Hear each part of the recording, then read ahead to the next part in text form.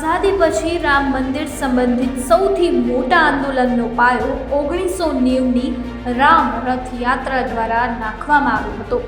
ભગવાન શ્રી રામનો રથ લાલકૃષ્ણ અડવાણીના નેતૃત્વમાં સોમનાથથી અયોધ્યા સુધી લાવવામાં આવ્યો હતો, જે લાખો હિન્દુઓની શ્રદ્ધાનું પ્રતીક બન્યો.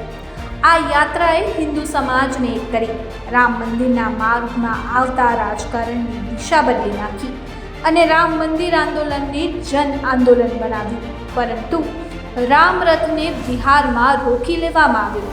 તે સમયે બિહારના મુખ્યમંત્રી લાલુ પ્રસાદ યાદવ હતા અને મુલાયમસિંહ યાદવ, જે તે સમયે યુપીના સીએમ હતા, તેમને રથ ઉપર ગોળીબાર કરાવ્યો.